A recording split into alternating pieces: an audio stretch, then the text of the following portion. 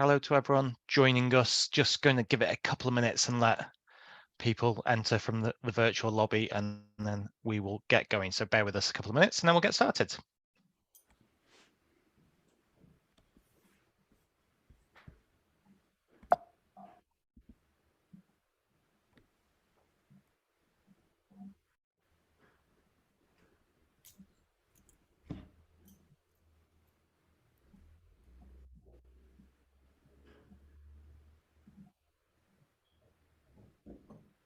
Okay, well, now we've got a couple of people in the room. I will get going. So welcome everyone to the Stowe Family Law Breakup Club. My name is Matt Taylor.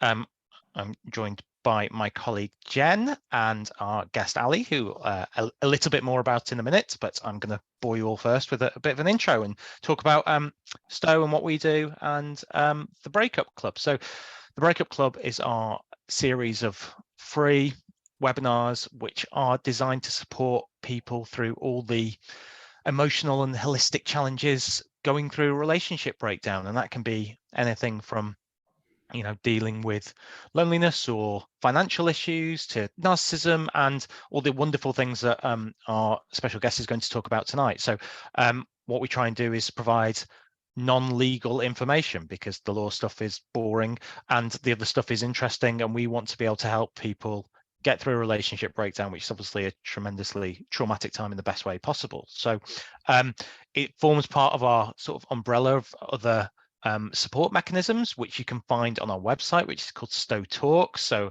a little plug for we have a series, Stowe Talks, of talks and webinars. We've got our podcast, which is available on Apple Podcasts and Spotify and YouTube. So there's loads of free resources there to help people get through all the challenges surrounding a relationship breakdown. Yeah, so the format of tonight is we're going to hand over to our guest Ali, and I'll pass you over firstly to Jen, who's going to introduce Ali. Thanks, Matt. So yeah, it's really exciting to be able to welcome Ali Knight tonight.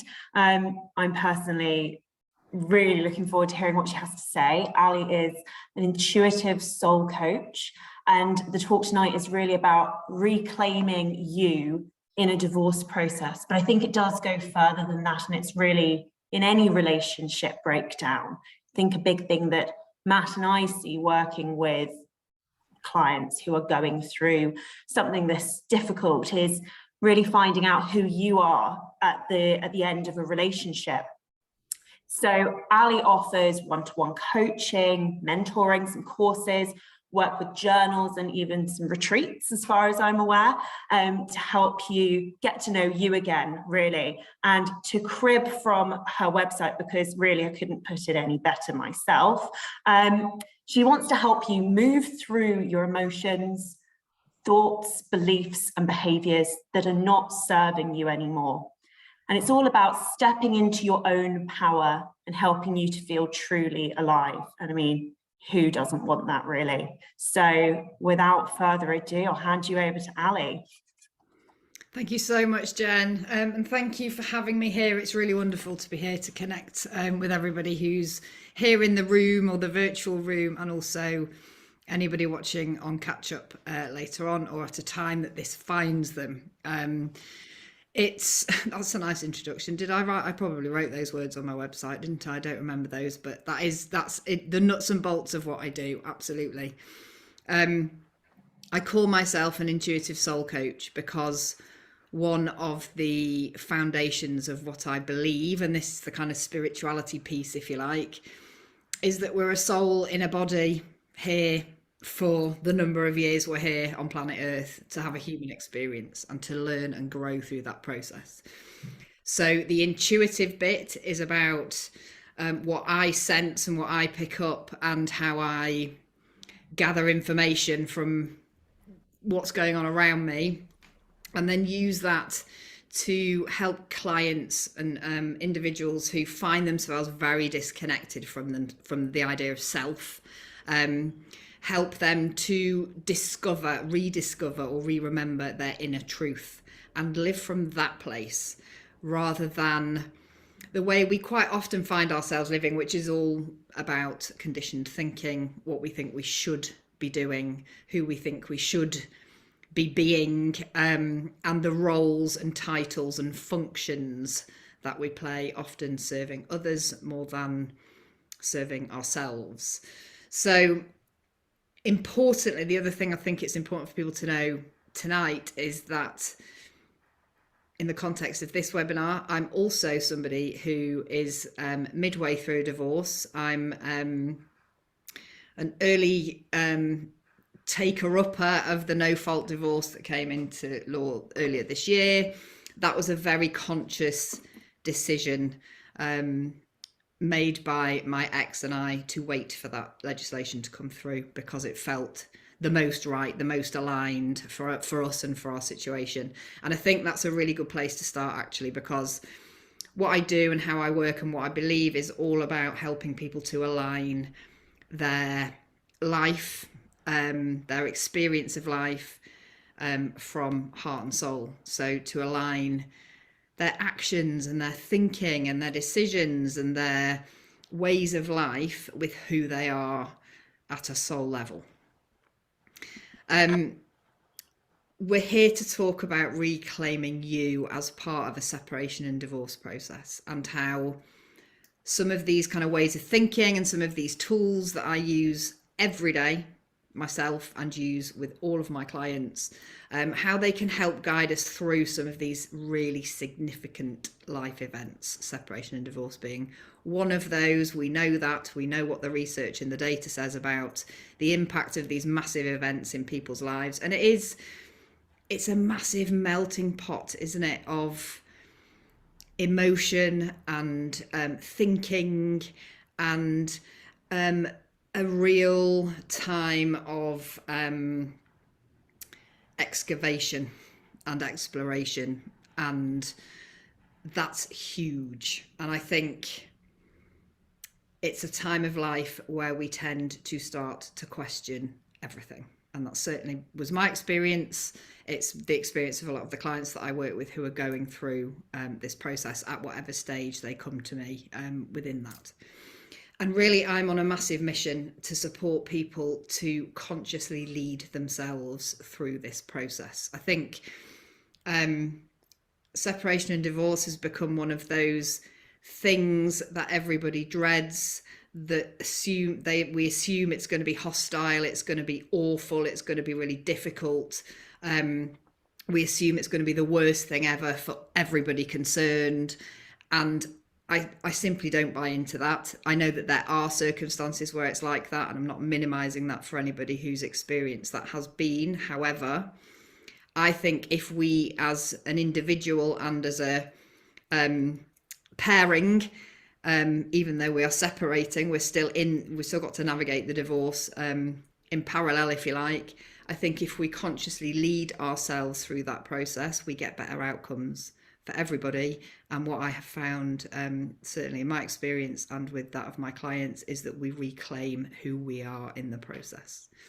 Ali, do you think there's I'm really interested by that, there's that pervading myth which divorce is awful, and I don't think anyone thinks it's a barrel of laughs. I do think, as you say, you can do divorce well. We just finished Resolution's kind of Good Divorce Week, which is a national kind of movement to kind of do divorce well. Do you think there's any kind of reinforcing behavior, is that if you go into it thinking it's going to be awful, then that makes it awful? It's something that I've often thought about. Short answer, yes. Generally speaking, our energy, our thoughts, our actions, our energy and our actions follow our thoughts. So if we're thinking along those lines, we're forgetting to take into account or to expand our awareness into other possibilities. Like, what if it isn't that awful? What if we can agree? What if we can reach resolutions and decisions that meet the needs of everyone involved? I'm particularly thinking here about kids. I've got 2 daughters. One of my main priorities through my separation and my ex-husband's priorities was to make sure that they were okay and held and contained within that. So because we chose to think that way, because we communicated about that, what followed we've now got 2 incredibly settled children, to the degree that I'm now thinking, oh, didn't we do well? Like, can it be that good? And actually it can, because it is, because that's what I'm living and seeing. And the same applies to other people that the work that I do in general is all about how we cultivate what we want rather than stay locked into what we don't want. And that applies to everything from the decisions we make about our living arrangements or what we have for breakfast and the habits we have on a daily basis to where our thoughts go, because energy follows thought. So what we're thinking, we're going to manifest anyway, in some way, shape or form. So I'm really passionate about helping people to, even if we can't get on, even if we find ourselves in the middle of a really difficult separation, I'm not going to deny that reality for anybody. That is what it is for you in that moment.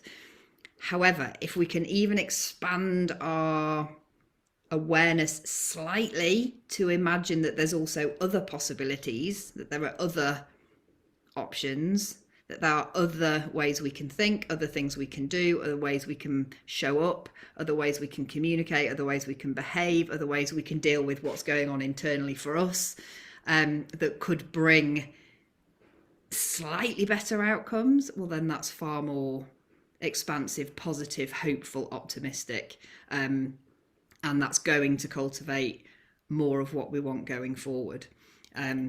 So I love that question. That's really good. And I think what I'm really keen to talk about tonight is that when we talk about like spirituality, it's obviously a massive subject, but really anybody who describes or defines themselves as spiritual or not can use the tools that I'm talking about, and good things will come from it.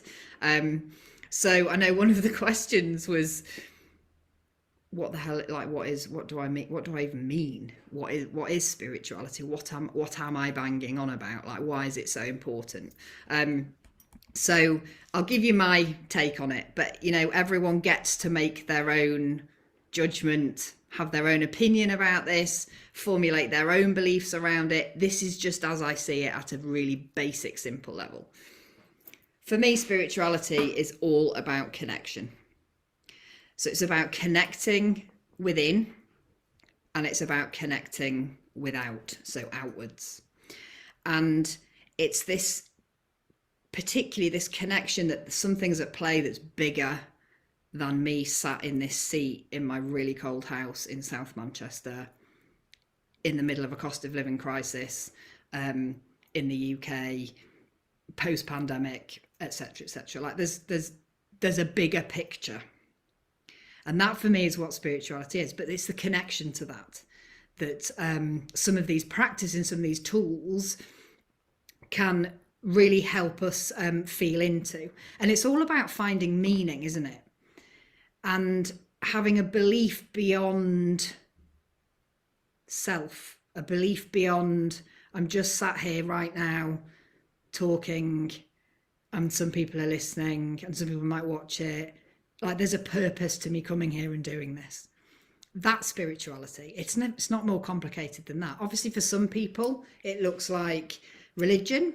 For others, it looks like a set of principles or ways of life, like Buddhism. For others, it's simply the values and beliefs and what they hold dear and how they connect with that and how they allow that to play out in their lives. But for me, it's always going to be about connection to a bigger picture. So just to illustrate that, we are all sat here in various parts of the country. We're connected via the internet. Thank you, universe, for providing that. But really, we're just little tiny specks of dust on this massive planet that's spinning around in a big universe. Around this planet that we're sat on, that we're glued to by gravity, we've got this little moon that's spinning around us. And then in turn, the moon that's spinning around the Earth, that's all spinning around the sun. And if we can even imagine that as a concept, as being like mind-blowingly bigger than anything we can get our heads around, well, that's just what spirituality is. It's this idea that there's a sense of a bigger picture. That's all it is.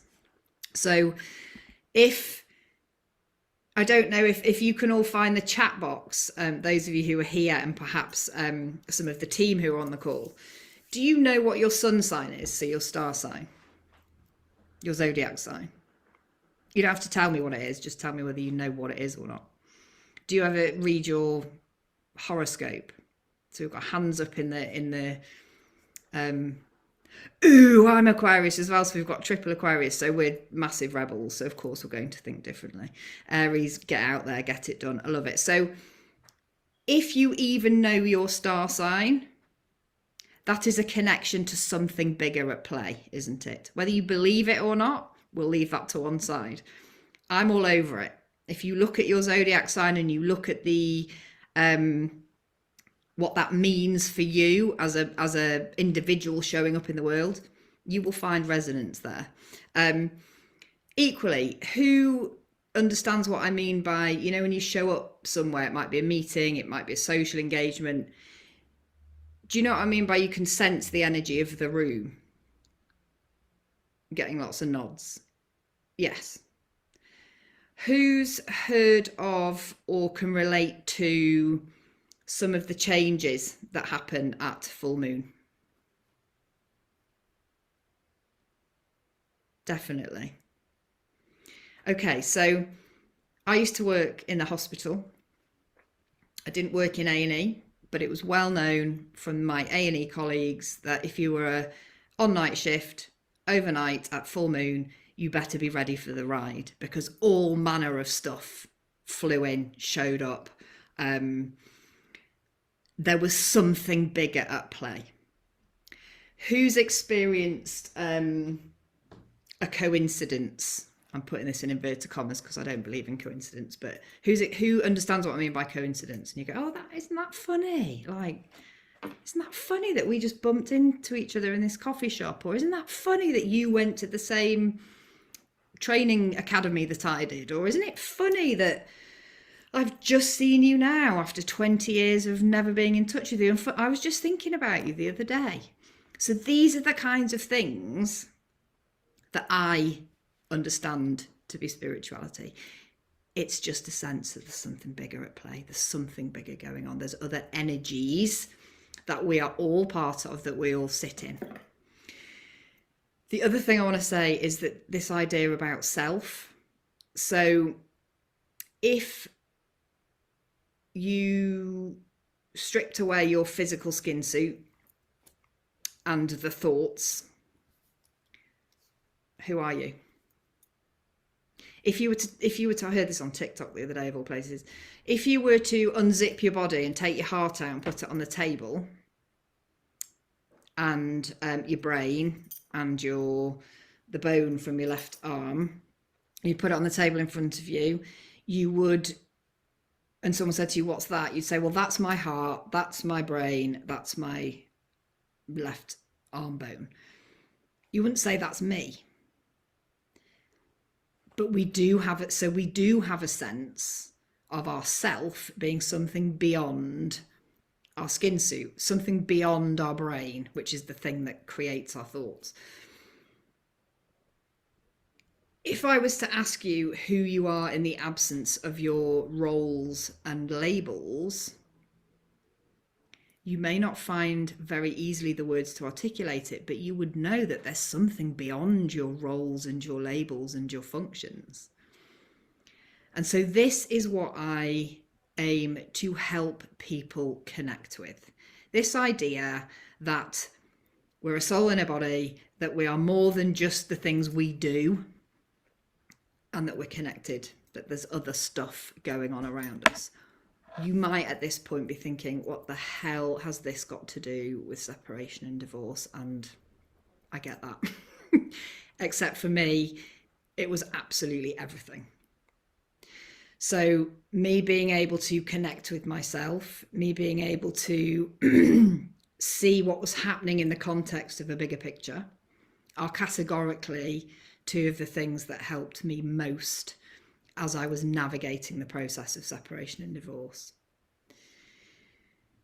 Because I could do that, it meant that I was really able to be super aware about the choices I was making. I was able to consciously lead myself through the process rather than feeling like I was just being ricocheted like a ping pong ball backwards and forwards because of the process.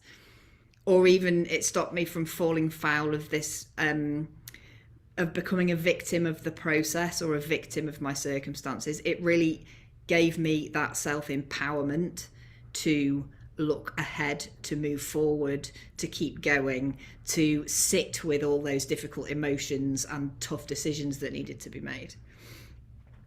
And the decisions bit's really important, because I think when we are being supported through separation and divorce, we are being guided quite rightly by our legal colleagues to make decisions. And it's really important that we make decisions that are aligned with who we are and that are going to serve us going forward. And to know what's going to serve us going forward, we have to have some sense, don't we, of what that might be, what that might look like. And so I want to just share a tiny bit about my sort of how I came to this point, how I came to this awareness and understanding, and also the role that played in my separation and divorce in a bit more detail, and then share the specific tools that I use so that you've got something to take away from this webinar. And I will say now, there's a list, and I'll share a screen with you that gives you a list of options. They are options, and your first task is to tune into which one you'd want to take away and explore, because trying to throw them all in at once, if this is new to you, is not going to help. So as I say, I was a mental health nurse. I worked with kids and families for 20 years in the NHS and charity sector. And by 2013, I had all the things. I'd worked on the front line, I'd developed teams, I'd developed services, I had a nice house, I could pay my bills, I had the car, I had 2 kids, I had a dog by then, did I? Yes, I think I did. So I had all the things that I thought I was going for, that I thought I wanted, and yet I was miserable. And I see this a lot. We reach the points at which we thought we'd be happy, and then we get there to find that we're not. I was miserable. I had, externally to the outside world, it looked like I had everything that I wanted, except despite those things, I still wasn't 100% happy. I wasn't fulfilled. I was dissatisfied in my job. I was feeling all the mental load, the burnout, the busyness of the way my life looked. And importantly, throughout my life, as we all have, there'd been a number of significant life events. So I'd experienced early loss of a number of health conditions that I have to deal with on a daily basis. I had extreme anxious thinking around the time that my first daughter arrived. That happened to be the same time at which my mum was diagnosed with early Alzheimer's. And so there'd been a lot of external circumstances that had led me to this point. The important bit is, by the time I got to 2016, I was done. I'd had enough. Like, I was so miserable. I didn't understand what the point of all this stuff was, or what the point of having the job and the car and all the rest of it, because that wasn't what was making me happy. 2 weeks, I was so anxious. I was waking up every single night believing that I'd heard the back door being broken into. Every time my now ex-husband was late home from work, in my head, he was dead on the motorway. So I was experiencing, I was not only like feeling miserable, but I was experiencing, lots of this was manifesting on the outside as well. 2 weeks into November of 2016, I happened to come across something called the Miracle Morning, which was a morning practice. It's world known, you may have heard of it. And it is simply a practice of connection within for an hour each morning. And by then I found myself in such a difficult place internally. that I knew that I couldn't change my external, couldn't change the fact that my mum was dying of Alzheimer's. I couldn't change the fact that I was locked into this job because the salary was so good that I couldn't possibly leave it. I couldn't change any of the things, also I believed. I just knew I had to change something within me. And so I started the Miracle Morning, which was a morning routine, a morning practice that included things like meditation, journaling, and affirmations. And I did that religiously for 2 weeks. Unbeknown to me, 2 weeks later, my mum spent her final weekend on planet Earth. And by then, instead of sitting racked with anxiety and racked with resentment about what we were all having to go through, I felt nothing but gratitude and love for all that we'd had, for the fact that we were spending this last weekend together, me, my mum, my brother, my dad, in this way, in this really beautiful ending, if you like. And so I already knew that the thing that was different was that some of these practices were having an effect on how I was feeling. That's important because then when it came to my marriage breaking down, another big life event, I was already versed in some of these tools, but I really had to double down into those to hold myself through that process. And that's the thing that I'm really passionate about sharing with people. So my relationship ended New Year's Eve 2020. We might say thanks COVID, but it wasn't because of that. And I found myself in a position where I was in a relationship and had been for 17 years with a great man. He's still a great man. I felt lots of love for him, but our relationship was no longer working. And despite our best efforts, we didn't seem to be able to shift that. And so this decision came about that we would split. And it was probably the hardest decision of my life, if I'm honest. For 3 months after that, I lived in the basement, which isn't as bad as it sounds. It was my office. I had a sofa bed. I was lucky. I had shelter and somewhere comfy to sleep. And in that time, I devoted myself to these practices as my foundations for living, or as my anchors to get me through the days. I also, because of that, successfully navigated an amicable divorce. I also, in that 3 months, grew my business exponentially, which is just a beneficial side effect. But I launched a journal, I created a membership, I put loads of content into the membership because I was so connected to my practices that I had no choice but to kind of show up in that belief and passion and purpose of making the difference that I wanted to make. Was it easy? No. Is separation and divorce gonna be easy? No, I'm not going to sit here and pretend that you're going to sail through it. Did I fervently wish at times during that 3 months that it could be different? Yeah. Was I like navigating and wading through those turbulent waters of indecision, uncertainty, fear, emotional guilt, pain? Yeah.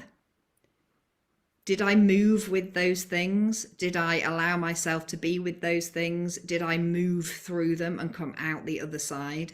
Hell yes. In a really positive, anchored way. I don't know if my if the Stowe team here on the chat have a view on this, but what would you say are the most challenging emotions that people experience through separation and divorce? And again, people who are attending, pop that in the chat box if you have an instant view on it. Fear. Yeah, the fear was what I was going to say. It encompasses so much: fear of, the process, fear of being alone, fear of not being loved. There's a huge amount of things. So that's what I was going to go to. Fear of letting everyone else down. Yeah, that's the top of my list. If you could see my screen now, it's the top of my list. Fear's the massive one, isn't it? Fear of what's next, fear of what the hell's happened, fear of am I good enough, fear is this my fault, sadness, guilt, shame. huge amounts of loss and grief that needs to be cradled and held. Shock. Sorry, I was just going to also say, I think vulnerability too, because it's such a stripping back of all these identity markers, that I think people feel very exposed to all the emotions. And I think that's summarized with vulnerability, in my opinion. I completely agree. And some of those emotions are a direct impact of some of that loss of identity that comes, or that change of identity that comes through separation and divorce, for sure. There's also some interesting emotions that I see and felt and come across with the clients that I work with, including the ones that are more difficult to deal with, actually. Love. In amongst it all. Desire still in amongst it all. And hope. Sometimes of hope that we have to just wonder if it's a false hope. But and then there's the loneliness, the hopelessness, the resentment, the frustration. Sometimes there's anger, sometimes there's hatred. There's all these enormous emotions that come with a process like this. And that's why I think some of these practices provide the cornerstones of how we allow ourselves to be with those emotions. Because one thing we know for sure, what we resist persists.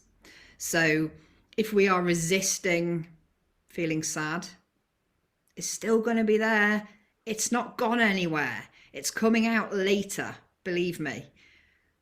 So it's okay and it's safe to feel all those things, but it can feel very unsafe if we don't have some tools in our toolkit to help anchor us as ways of being with some of those enormous emotions. So I'll just share my screen, because some of the things that I did and that I still do on a daily basis are here, and I'll walk you through them. And again, just to say, if you are new to even spending any time with yourself, which is really common, just tune into what you're drawn to and go with that. Try that for a couple of 3 weeks and then see how you feel with it, see how it's been, see how you have experienced it. So first things first, when we are experiencing heightened emotions, when we're experiencing difficult emotions, one of the most important things we can do for ourselves is to ground. Why? Because it helps regulate our nervous system, which becomes very dysregulated through stress. It helps complete the stress cycle. And there are some really easy ways to do that. So we can literally, so you would often find me, and still do actually, I would do the school run in bare feet. Now, I am a particular type of person who is quite happy to do things differently, but I would walk around barefoot because having our feet in contact with the bare ground is incredibly grounding. We know this because it's physics. We also know it because we feel the difference. So I'd often be walking around, picking the kids up with bare feet, going via the park on the way home, hugging a couple of trees on the way back. And it sounds crazy. I know it does. However, it makes a difference. And I would encourage anybody who's skeptical to just try it. When you're in those moments where you're feeling all the things, you're all up in your head, you cannot hold anymore, go and find a tree, sit down at the base of it, or better still, stand next to it and put your arms around it and just tune into your breath. It's incredibly grounding. The other way we can do this is through visualization. And so we can do this in 30 seconds by closing down our eyes, feeling for where we are in contact with the seat we're sitting on, or where our feet are on the floor, and anchoring to this idea, visualizing roots, like the roots of a tree, growing down from where we are in contact with whatever's supporting us, all the way down into the earth. And in those moments where we feel really untethered, where we feel so full of confusion and uncertainty, or so full of sadness and pain, these are some of the practices that just bring us back to center. Why is that important? Because that's where we need to operate from. That's where we make good decisions from. That's where we can hold our kids well from when we're going through this process. The other thing I would do every day is I would meditate, and I started my meditation journey started way back in 2016 when I first started the Miracle Morning, and right then I was in such an anxiety filled state. All I managed was 3 minutes a day. I used a guided meditation on a free app. There's millions of them out there. You've got Headspace, you've got Calm, you've got Insight Timer. You can access this stuff easily. But that 3 minutes of just stillness and connecting in, incredibly anchoring and incredibly restorative. But there's other ways we can meditate too. So there are meditative activities, things like people who play an instrument can find that meditative. People who knit can find that meditative. People who bake can find it meditative. People who paint or who are creative in some way. Walking can be meditative. Count your steps when you're walking and think about nothing else, and tell me that you don't feel better afterwards. The thing I really want to focus on though, and if you are starting on this newly and you want a pointer, go to journaling. Because journaling is a place where we get to meet ourselves. And so when we're talking about reclaiming us and re-remembering who we are and looking for that hope and looking towards our future, journaling is where we can do some of that. It's a place to connect within. It's not for sharing, it's for you and you alone. It's a place where you can honour and witness your feelings and explore some of your options. The amount of scrawling in my journals about, okay, what do I do about this? It might have been, I don't know, the filling in for me. What are my feelings about this? What do I want to do about it? Why am I resisting it? How can I make this easy?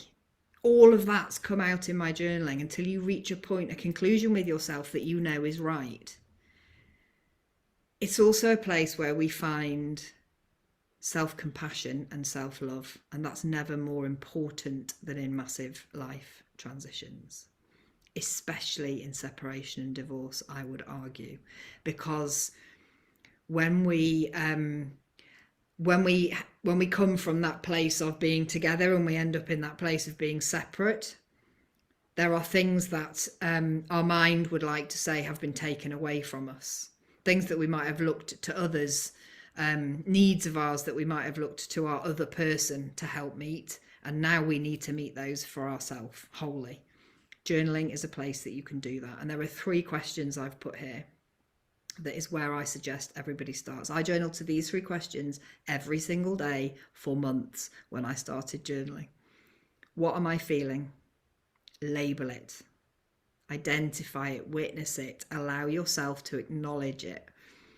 What has contributed to me feeling this way? And that's where you brain dump every single little thing that's contributed to you feeling the way you do. And then why is this happening for me? Not why is this happening to me? That takes us to victim. Why is it happening for me? That takes us to empowerment and self-empowerment. And that's where you have a little game with yourself and you explore the million reasons why this might be happening that way. That is a bigger picture question. I'm aware we're running slightly on time, so I'll talk really quick. Affirmations. I wrote 3 affirmations on New Year's Day of 2021.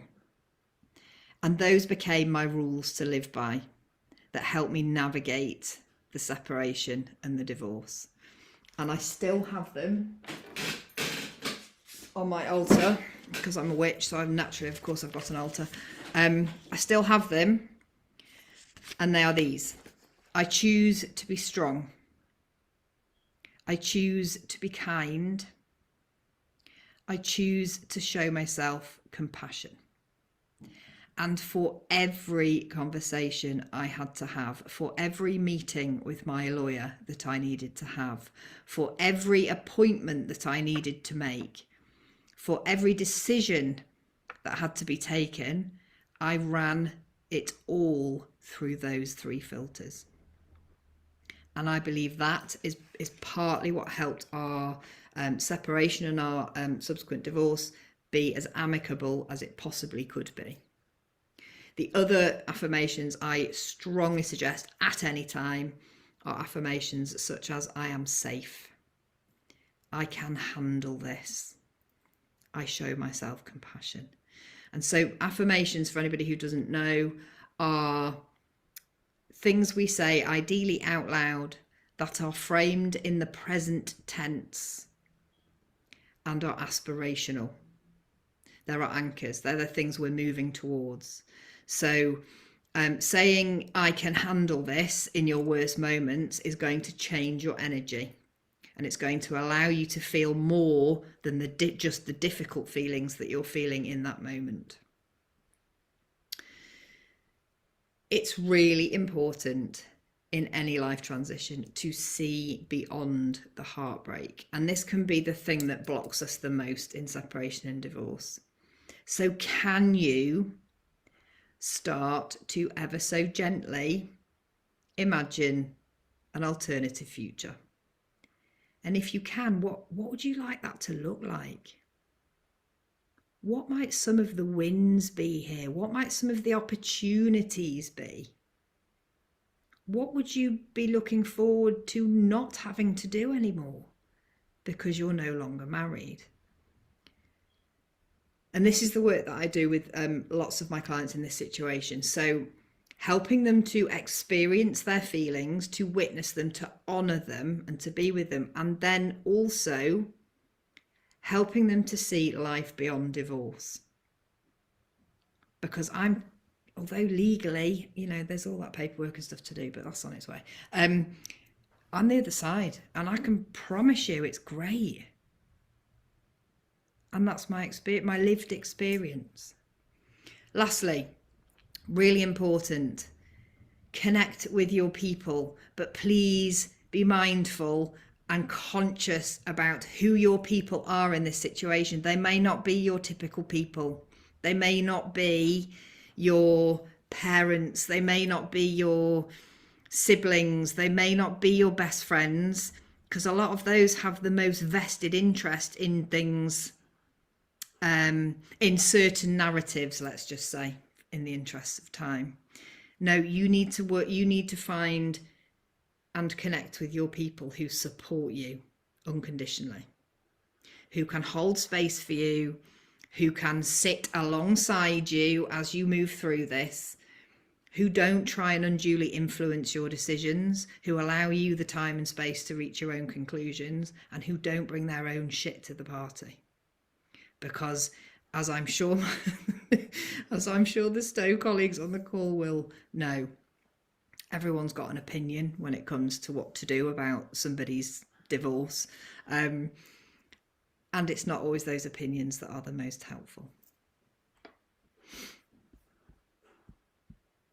So I'm very aware we're over time, and you can tell me to shut up if you like. I just want to very quickly remind people of what some of the benefits are of doing these things.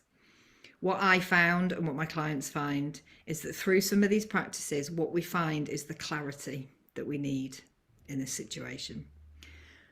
We connect with ourselves and we reignite the sense of who we are and what's possible for us, rather than feeling crowded in, suffocated and stifled by the process. We are able to process our emotions and move through them out of the other side. We reconnect with who we are beyond the label of marriage or partnership. we make really conscious and really good choices and decisions. And we communicate differently when we're connected to ourselves and and we are anchored to what's in our greatest, highest good. We communicate differently. And isn't that important in divorce? And lastly, what it can bring about, and certainly did for me, is shared goals with both parties about how to move through this and to get to the outcomes that meet the needs of everybody involved. I'm going to silence myself now. Yeah, no, that was brilliant. You know, you don't need to be, you know, making excuses for talking and things. It's fascinating to hear what you say. So hopefully we've got a bit of time if we can convince you to stay on and talk a bit longer to, you know, I go through definitely it. have time. Yeah, I was more conscious about people who Excellent. were shifting after an hour. No, absolutely. So if anyone's got any questions, please do pop them in the chat or the Q&A, and we can ask them. I mean, I've got a few, and I'm sure Jen does as well. The first thing that I found quite interesting, something you said right at the end. Well, not the first thing. There were lots of things, but the thing that's at the top of mind, something you said right near the end. It's about making conscious decisions, and I've done quite a few of these sessions now, and that's something that comes up time and time again, and is one of the reasons why I encourage clients, if they can, to work with someone like yourself or, you know, some form of divorce coach, because there are so many decisions to make when you're going through a divorce or separation. So many, from who's your lawyer you're going to choose, right to what is your settlement, and then a series of minor decisions along the way that may feel minor or maybe major, about strategy, about approach. Do you go to mediation? Do you try something else? All that. And I think that making those decisions conscious and active is the best way to encourage it's to help the process run more smoothly. And people struggle when they get into a position where they get that fear and that kind of flight or fright, and they freeze and they can't make the decisions. So I'm just interested to hear you maybe expand a little bit more about conscious decisions and kind of almost, I mean, maybe not embracing the choices and the decisions, but moving to a place where it's comfortable. You know, is that something that you find that your clients can find really challenging? Yes, definitely. And there's lots of reasons for that. So I know we're not in a neurobiology seminar, but you can lecture us on neurobiology. We'd be fascinated, by all means. Really, every day's a school day. It's our unconscious mind that rules the show. And so our unconscious mind is a part of our mind that's very conditioned and very automated, let's say. And so quite often we will make decisions based on old information. So base decisions made on previous life events or our internal response to previous life events. And that includes everything from how marriage or partnership was modeled to us by our own parents or our own carer figures, to, I don't know, what everyone's roles should be in a household or who's entitled to what in a divorce. And so really all we're doing is reciting stuff that we've heard in some way from somewhere else.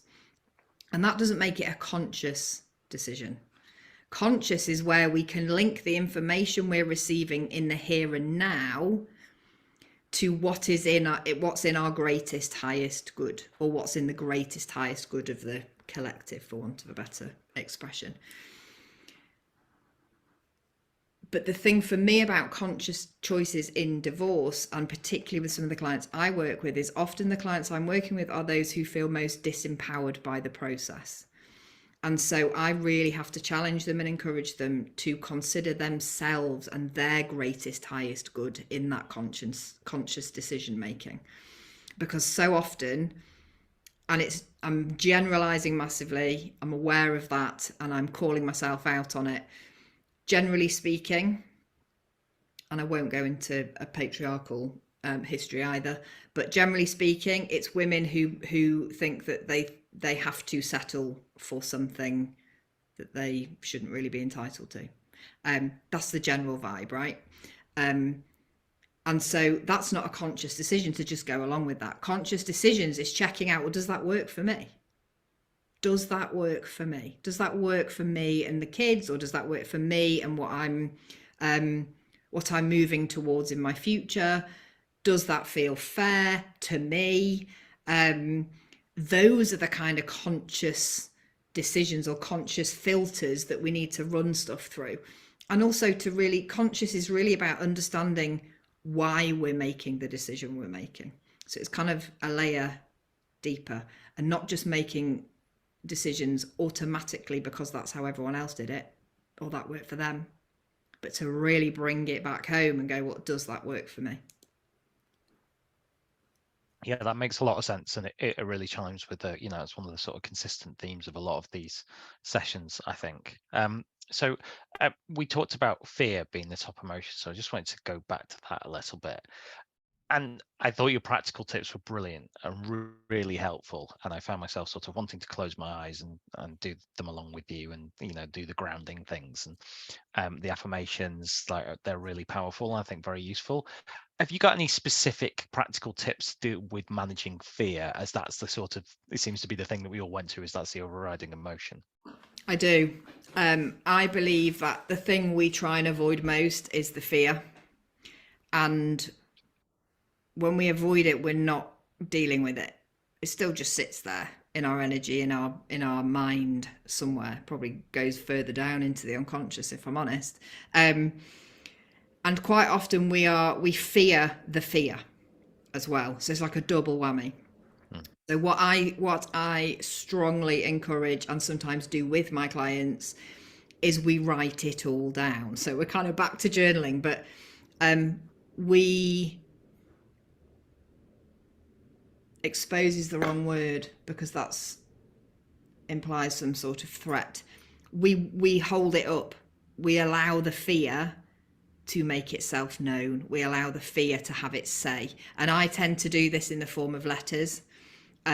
So I use letter writing with my clients, and certainly in my own world, all the time. And so I get my clients to write to themselves from fear.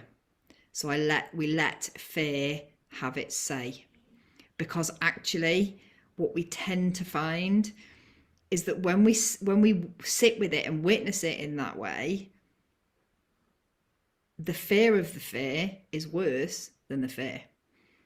And so we find in exploring what that fear looks like, feels like, what it's all about, we also find solutions making themselves known through that process. I mean, it's a really simple tool, but it has really complex benefits at lots of different levels that we don't have time to go into now. But I would say with fear, label it, name it, hold it up to the light. Do that through writing a letter if that resonates. If not, journal it. And I ask myself questions in my journal, like, what am I worried about? Or what am I fearful of? And allow yourself to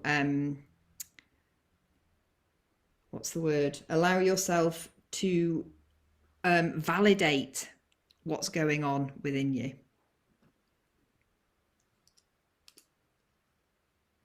Yeah, that makes a lot of sense. It's quite a sort of brave approach to confront it. I mean, it's sort of, again, it's that feel the fear and do it anyway approach, isn't it? Which can be incredibly scary, I think, for people. But I like that. Clearly, you've got a sort of leaning towards it, a sort of quite almost a literary style, if the writing it down helps. But I think that's a very useful sort of technique and a practical thing that people can consider. Again, speaking kind of practically, and I'm going to shut up after this and let someone else ask some questions, but just before I forget them, because my memory is rubbish, you were talking about from your own personal experience, and you had some really nice comments about your ex-husband, which is nice to hear as someone who doesn't hear many positive comments about someone's ex generally on a day-to-day basis. and you talked about how you made the conscious decision to go into the no fault process and you wanted this amicable divorce, and that's great. What do you do where people aren't getting that reciprocated and they want the amicable divorce, but their spouse is not engaging with that and is being either ignoring them or being combative? How can you deal with that when you're not getting that reciprocal attitude? I think that takes courage, and I think what I encourage clients to do in that scenario is to accept that they are not responsible and cannot change anybody else's behaviour. But what we can always do is we can always be responsible for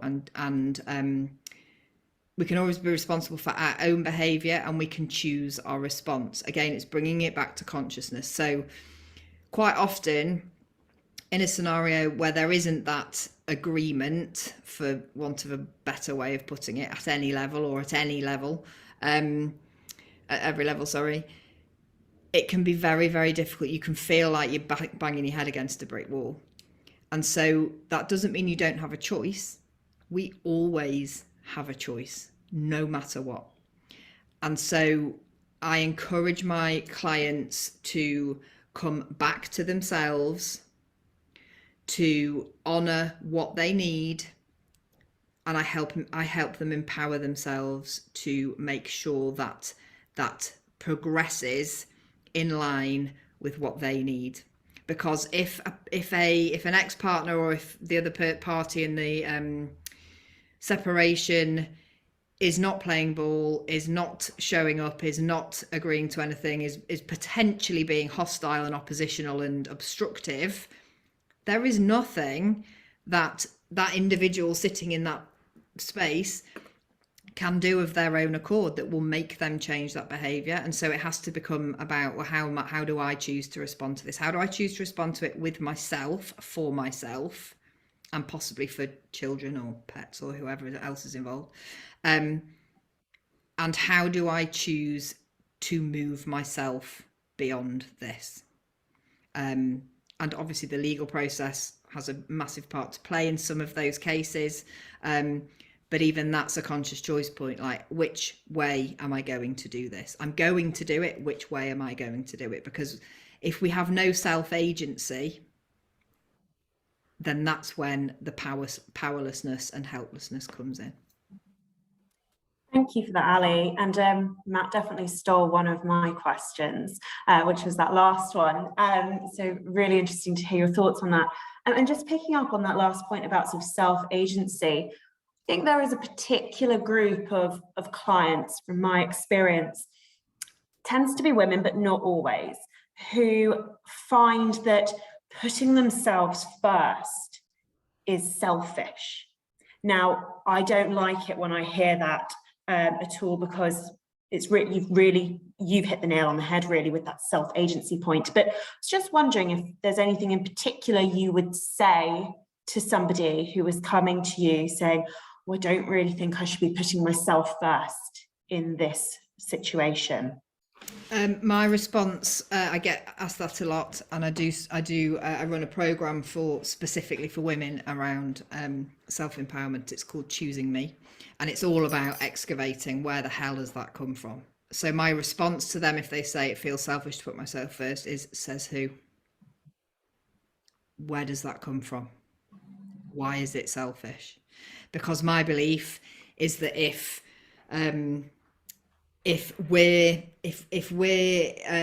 we put ourselves first and we meet our own needs, literally everyone benefits. Not just us. Everyone around us benefits. The process benefits. Our ex benefits, believe it or not. Our children certainly benefit if children are in the picture. So I would be questioning, says who, where's that come from? Fantastic, thank you, that's incredibly helpful. My last question is, if people have found this interesting, and I'm sure that they have, are there any other resources you could direct people to that have been helpful for you, whether that's a podcast, a book, maybe something on Netflix or equivalent? The book that changed my life is called Untamed by Glennon Doyle.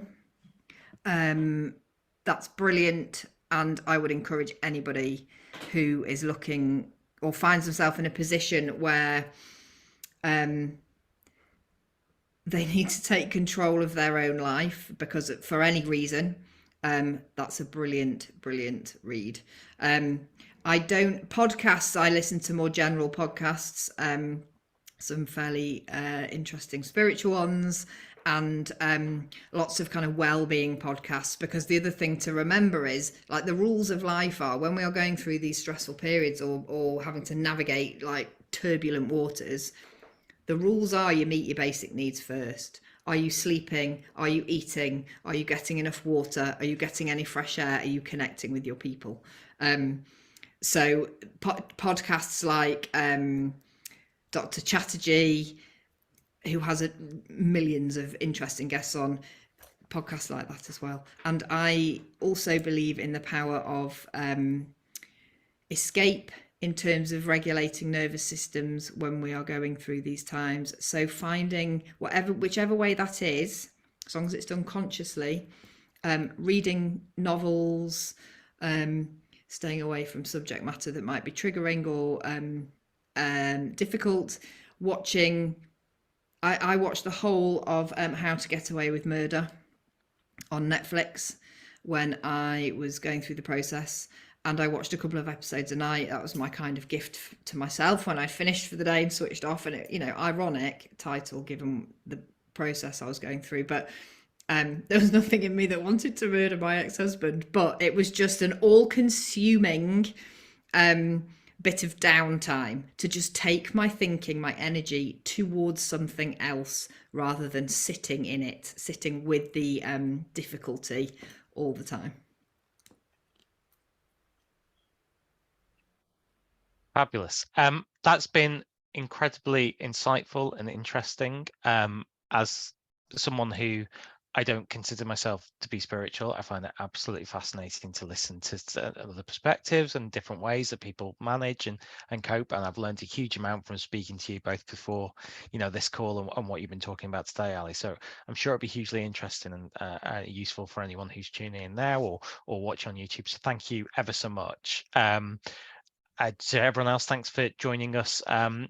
They do keep tuned to Stowe Talks website for further details about upcoming talks, seminars, podcast series, anything you can think of. We've always got new content and fabulous guests like Ali to join us. So I'll say good night on that point. Thank you so much again, and see everybody soon. Thank you so much. Thanks for having me.